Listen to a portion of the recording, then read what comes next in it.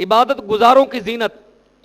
इमाम ज़ैनुल आबिदीन अली बिन हुसैन रज़ी अल्लाह ताला अन्हु फरमाते हैं, फ़राइज़ के अलावा दिन और रात में यानी 24 घंटों में आप कितने नफल पढ़ते थे?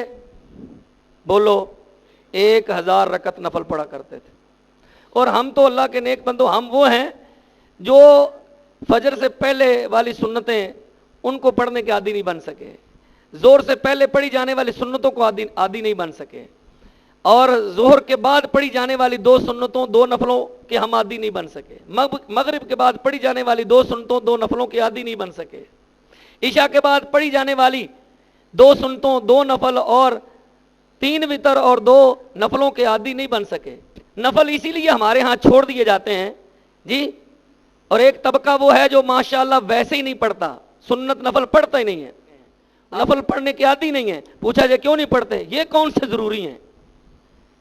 तो याद रखें अजीज़ान गिरामी, हमारे आइम्मा फुकहा उलमा फरमाते हैं कि फ़राइज़ के अंदर क़यामत के दिन जो कमियां रह गई होंगी, कुताहियां रह गई होंगी, अल्लाह ताला इन्हीं नफलों के ज़रिए पूरा फरमा देगा। मसलन आप कहेंगे कि जनाब फ़र्ज तो फ़र्ज है, नफल तो नफल है, तो नफल फ़र्ज की कमी को कैसे पूरा करेगा?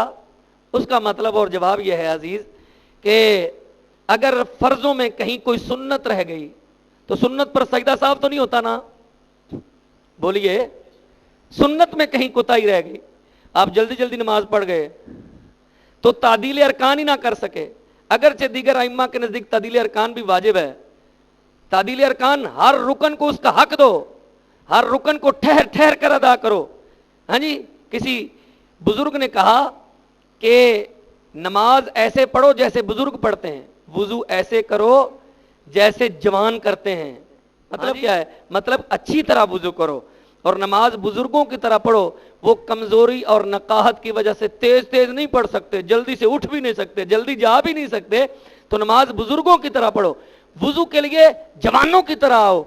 मतलब क्या है? नमाज में जल्दी आओ, नमाज की तरफ जल्दी आओ, और जब नमाज में खड़े हो जाओ तो फिर ऐसा लगे कि जैसे कोई बुजुर्ग नमाज पढ़ रहा है।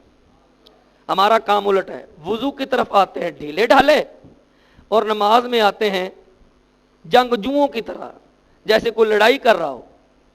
सजदा ऐसे अदा करते हैं जैसे जनाबे वाला बहुत ही जल्दी है कहीं जाने की। तो इसको हम पंजाबी जुबान में कहते ठूंगे नहीं मारने चाहिए।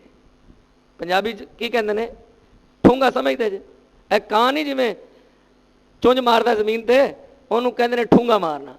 तो ठूंगे नहीं मारने चाहिए, सजदे को अच्छे तरीके से अदा करना चाहिए।